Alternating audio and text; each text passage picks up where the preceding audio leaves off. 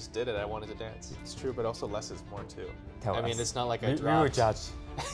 All of that for me is motivation. Wow, that's very inspiring. Yeah. You know, beyond the steps, everyone has so much to learn and grow. Welcome to Channel Studio. My name is Chumei Chen and this is Roman Mejia.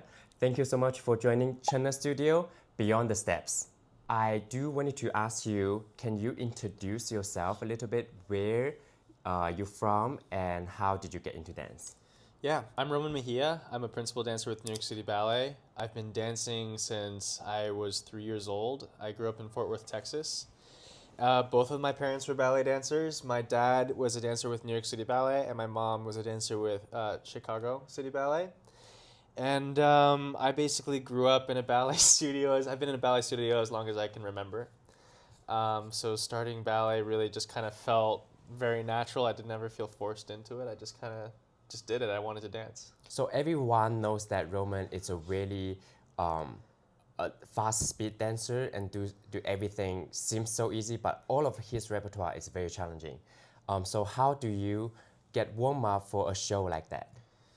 So depending on what it is, if it's something that's very physically demanding, I try to keep my warm-ups light, but also that I get warm enough so I don't hurt myself on stage.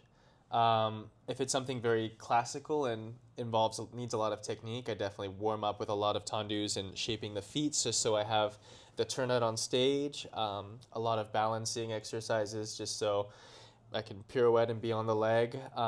If it's something a little more contemporary, my warm-up is a little more laid back. I just have to make sure that my knees are warm, you know, just depending on if the choreography involves a lot of squatting or low to the ground movements. But since all your step is very fast, like, and I see you jogging on stage all the time, are you like trying to get your body ready for anything's coming and with whatever tempo it is? yeah, I mean, I do the jogging around. I probably honestly should do less of it to conserve my energy a little bit more, but I think that's just my body kind of revving up and my nerves and my adrenaline. Also, once I'm warm, I like to keep warm too. So I'm somebody who gets cold really, really fast. So I think everyone's doing get cold very fast. Yeah. I do too, but because how much I do like to conserve my energy, so I don't do that, and then I will regret when I need to do something very hard. Yeah. Then I will just not able to do it. Right. Because I would think that I would jump that high, but my body wasn't ready. Yeah. So that's something that I need to do better. Well, I will say too, a lot of the things that I do are really fast. So I need to stay on the balls of my feet. So it's just something that I think keeps my body like in the game and prepared, you know. Again, I try not to do too much of it because, you know, if you do too much, my calves are going to be tired before I even get out on stage, but just keeping myself on the balls of my feet, you know. And also because City Ballet, we are doing a lot of smaller piece, and that would, you know, actually help us to give our everything in one piece, whatever speed it is. Yeah. But with full length, do you do anything different? Well, I haven't done a whole lot of full-length ballets yet. I have done Capella and Swan Lake. Capella is a little more, I would say in Balanchine's version anyway, all you really have in Act 1 is your variation and then a little bit of pas de deux, but it's mostly pantomime. Right. But I will say like Swan Lake was kind of my first full-length ballet where I felt like I kind of had to pace myself throughout the ballet. And you already knew how to pace. I mean, I kind of expected and like I thought about it, and I think I just kind of naturally knew what I needed to do in order to get through it. You know, because also it's well paced because in White Swan and Act 1 and 2 there's not a lot of bravura dancing. In Peter's version anyway. So I think the ballet kind of lent itself naturally to, you know, escalating up. I mean, most of the ballet is like that they really design the dancers to not overkill in the first, second act, and then you will have a grand pas de deux. It's just that for a younger dancers, I think when they do a full-length ballet, they will give every single movement 200% of energy. Then that really kills your energy. It's true, but also less is more too. Yeah. A lot of the times if you do less, it reads that much more. So then when you do more, you know, if you do more, all of a sudden it pops a little bit. That's very smart of you. And how did you know that? Well, I think I've had to learn because I've done Sometimes I tend to do everything at 150%, and then my body pays for it. How do you find the balance that you, from the stage, you look so lean and with big muscle, but you move quicker than anyone? So I think for me, I mean, I've played with it a lot, and it's been kind of a lot of trial and error because I always have liked going to the gym, and at times there have been times where I've done way too much and I've gotten too bulky and I can't move, But it's also the nature of our work that we need to be light on our feet. We need to be, especially in this company and my height and the rep that I do, I have to be able to move quickly. And if you're too bulky, you're slower. You're not as limber and you're not as, flexible. I could say you get tighter. So I've had to find the balance where maybe I don't go to the gym every day and maybe I don't lift weights. I do body weight, and I've added stuff like gyrotonics, more stretching into my regimen. And on days that I feel tired and maybe a little burnt out, I skip the workout. So it's really just making sure I use the muscles that I need the most in order to do what I need to do. So I guess you took a few years to find it out. But also aesthetically, I like to look a certain way. Yeah. So I do keep the workouts up in that aspect. Right. And yeah, you were saying that your height, how tall are you? 5'9". 5'9". Yeah. And like for a lot of people, they will limit themselves already with, okay, they are so tall, they cannot do certain role, or they are shorter, they can only do trick stuff. But then I think you are setting a very good example of it doesn't matter of what your height is, and then you can, from how you present yourself, there's so many roles you can. Oh, absolutely. I think it's all about presentation, and I mean, I really don't think it should matter how tall you are or how short you are. I mean, if you are 6'2", 6'3", if you can do the same things that a dancer that's 5'8", can do, it actually reads a whole lot more. So if you're 6 foot, 4 and above, don't limit yourself to just partnering. Or if you're, 5'6", don't limit yourself just to tricks, always be open, I would think. Very much, because sometimes I'm like, oh, I'm a little bit taller, so I don't do 540. Yeah. I still have it. If you do a 540 at 6'5", that would look insane, Yeah, and yeah, I'm still, because long time ago I did a 540 tutorial, and I just learned, but I never learned. But I think a lot of people got benefit out of that video. They learned how to do it. Good for you. So sometimes with our seasons, we have to do 6 weeks of performance, and sometimes could be 6 to 7 shows a week. How do you recover? What's your method and tips for people who have to dance every day? It's different, I think, during rehearsal period and season, I think, from my experience. I always find that during the rehearsal period, you're able to push a lot more during the day because you don't have a show at night. So for me, I always take the rehearsal period as almost my boot camp. As I push myself, not to the point where I get injured. So if I'm having days where I'm feeling burnt out, again, I don't push myself too hard. But I do use those days as days that I can push myself and get to the point where I feel like I can run these ballets and get through them, so that by the time I get to the season and I'm performing at night, I don't have to do that so much during the day, and I could save my energy for what I need to do in the evening, especially when I have weeks where I have 6 shows.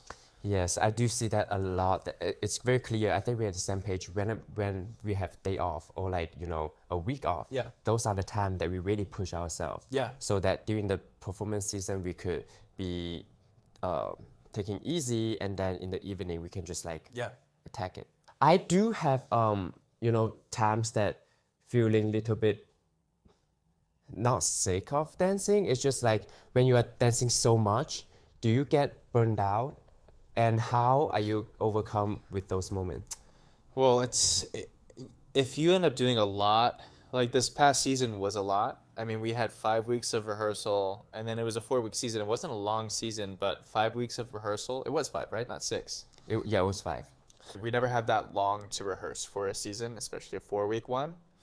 So I did get a little burnt out, just because I was rehearsing new ballets and things that I was going to debut, and of course I wanted to work on them. But at the same time, I was excited to perform the ballets too. So That you have been rehearsed for yeah. 5 weeks. Yeah. Do you mind Yeah. to tell us what's your injury? Yeah, I tore some ligaments on the side of this toe. I mean, it was my right toe. So unfortunately, it's my turning foot. And I did it my second show of Donizetti, so only the first week of season.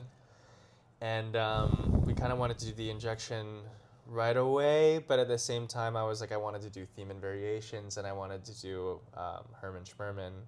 Wait, was So- it torn? It was just parts of partial tear, yeah. Okay, partial tear. Partial tear, I think. But it was enough for him to be like, I think we should get the injection. And I also asked him, I mean, if it was going to make it any worse, then I wouldn't have done it. Got you. But So you checked yeah, and yeah. everything. And so I basically just did therapy the whole season. You know, I While you were limited dancing. myself. Yeah, I limited myself. I literally didn't turn in class. I limited my turns in rehearsal, and then I used my releve when I absolutely needed to, and I got through the season pretty well, actually. Now, you are very successful and one of the best ticket seller principal in the company.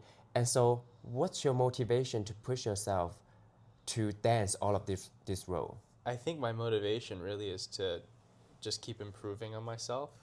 I like to look at the things that I've done in the past, and I like to see how much I've grown since then. And also, like, I love the work. I love to improve. So I think that's how I stay motivated.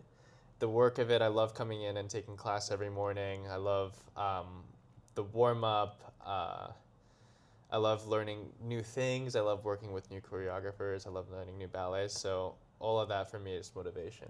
Wow, that's very inspiring. Yeah. So you are not only a perfectionist, you are beyond that. That you wanted to do very well today, and then tomorrow you're trying to break your own record. Yeah. If there's one tips you can give to the dancers who are injured, what would you say? I would say take as much time as your body needs. You know, I know it always feels like you're missing out on so much, but if you come back a little too early, you know, you risk hurting yourself even more and being out for even longer. So I would say just listening to your body is the most important thing. You know, if you feel like you're moving too fast, take a step back. You know, it's fine to take a step back. It's fine to take a second and, you know, realize that, you know, you're not there yet. Yeah. You know, so definitely listening to your body is, I think, so important. So how do you deal with the mistake that you do on stage? Because as a professionalist Yeah. like you, it must be very tough on yourself when it happens. You know, it happens. Once it happens, it's already happened and it's in the past. And you know, I tend to dwell on things not very long.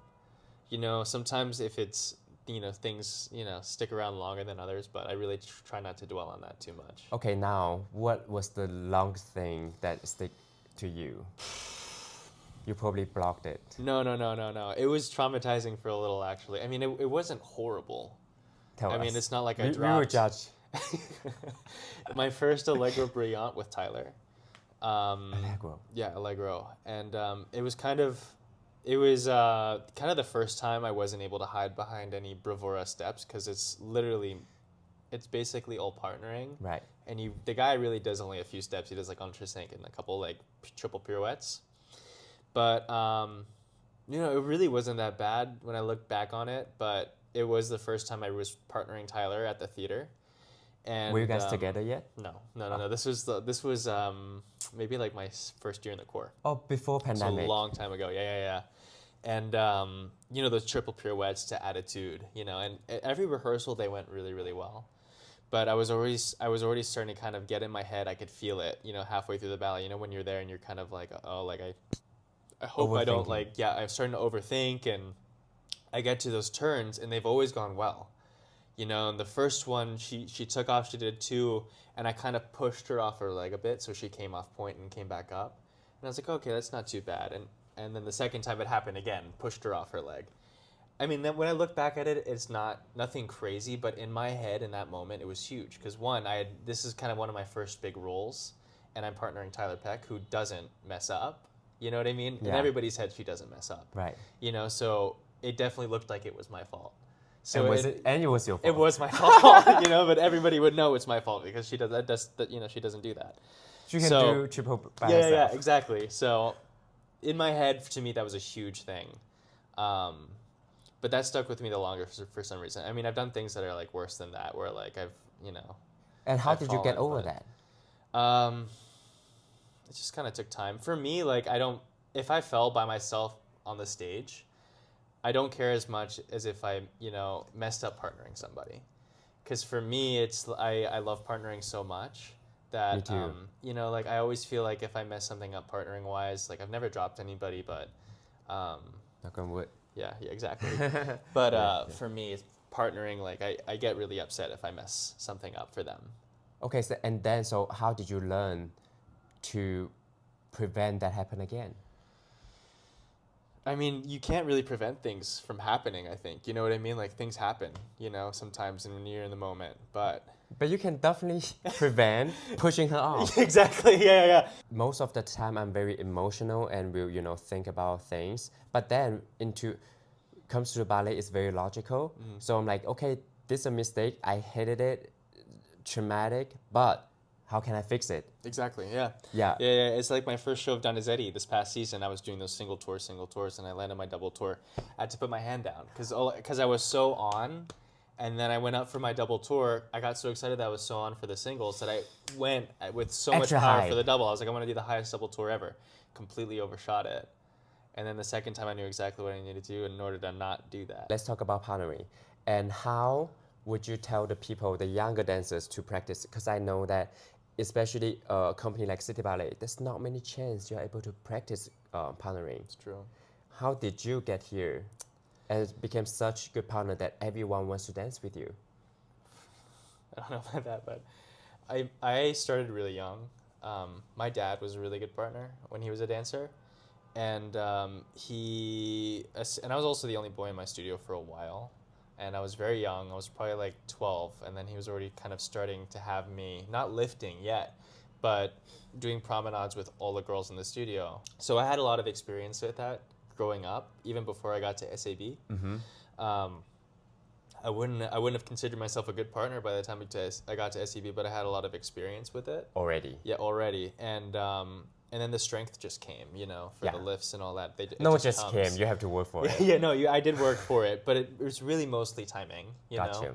So yeah, I do find that there's a similarity with a good partner, that it's not about powering up.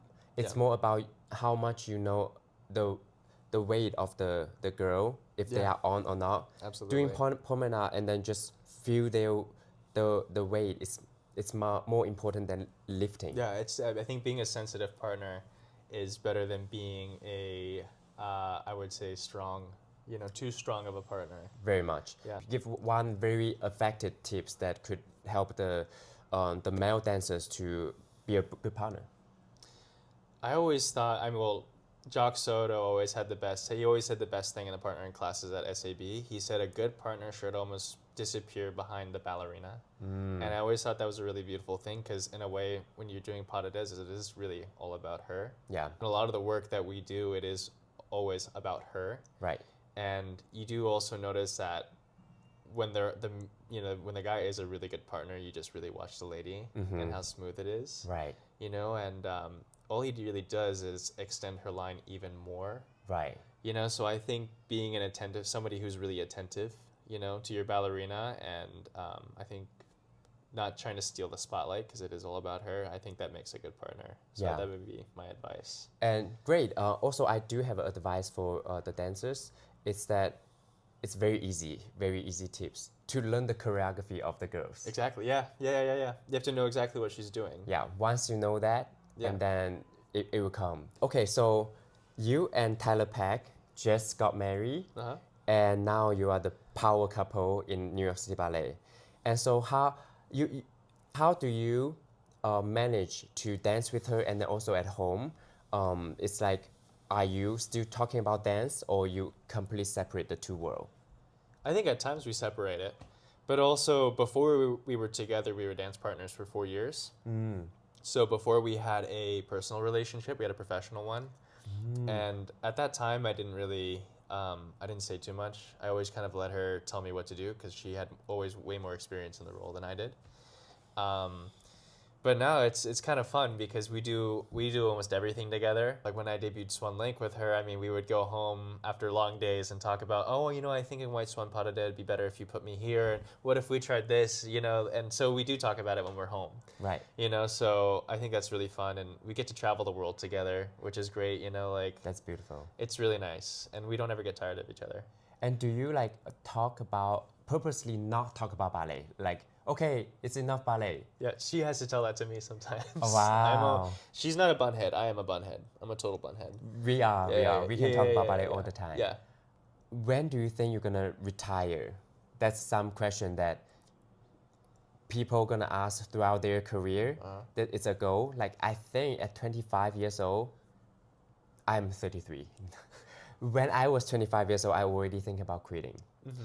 Thinking about this, that, and then just with all the opportunity and each ballet that I dance, it always pushed me to do extra, do a little bit longer. Yeah. And I do feel that this is a ongoing conversation with dance. So I'm not like telling myself I have to get to a certain age. It's day by day kind of relationship. Yeah. And how do you feel about it? I feel day by day for sure. Oh, okay. No, I don't think it's got to be a cutoff for the age. I think as long as I'm dancing well and I can still produce, I'd love to keep dancing. I don't ever want to get to the place where people are starting to watch me and be like, I don't know. But I mean, at the same time, if I'm feeling really good and I feel like I'm still producing and I still have something to offer, I'd like to keep going. So when you go to the gym, what music do you listen? I listen to a lot of classical, sometimes jazz. Classical. Classical is actually my top. I listen to classical the most. Yeah. At the gym? At the gym, yeah. Wow. Yeah, I thought I'm the only weirdo to listen slow music, lyrical music. Yeah. So what's your hidden talent? I used to play piano growing up. I played a lot. I played up until I was about 12 or 13 before I came to New York. I think I must have been 15 years old when I stopped playing because I moved to New York and then I didn't really have a piano and ballet became my focus. So growing up, you dancing and play piano. Yeah. What else? Taekwondo. I did Taekwondo too, martial arts. Really? Yeah. Oh my Which God. I think actually helped with a lot of like the ballet coordination because I stopped dancing for 2 years. What belt were you? I almost got my black belt. I'm very close. Wow, don't mess with Roman. No, when don't you, mess with me. when you see him on the street, Yeah. Wow. Because also, so now we're talking about Taekwondo. Yeah. If things happen on the street, would you use your? Do you think this is I think something? I got some like muscle memory still. Yeah. So you are ready. I feel like I'm ready. Yeah, totally. That's something I did not know. Yeah. Wow. If you could describe your philosophy in one sentence, what would it be? My philosophy? You Try to keep balance between work and life, Great. Here we go, Yeah. from Roman Mejia. Keep balance. That's really good Balance, one. man. Yeah. 6-7. Yeah. How do you keep grounded while you are glowing in the spotlight, both on stage and live? I don't know. I always like to think of myself as a student. I mean, I'm always a student. The great thing about what we do for a living is that we're doing something that you can always improve. So I think that's what drives me in the end, that it's something that I can always keep getting better at for as long as I do it, because it would be kind of boring if you were already good at it. Yeah. You know what I mean? And also and you could be good at it in something, but you can always learn something from someone else. Exactly. Yeah. And what I also find really special about what we do is that we get to travel so much with our work, and we get to meet so many other amazing artists from different countries. Yeah. And that's actually where I find that we learn the most. Yeah. I mean, that's where I found that I've learned the most anyway, like getting to dance with all these other dancers that I looked up to at a young, from when I was a young dancer. So, yeah, I mean, I think what drives me and keeps me grounded is that I'm always able to improve what I do. That's one of the reasons you are invited to China Studio. I learned so much from you. That's also why, beyond the steps, everyone has so much to learn and grow. Thank you so much for joining. For everyone who's watching, please check out Roman's next shows here. Follow his Instagram, and please like and subscribe and share the video. See you next time in China Studio. Thanks, guys.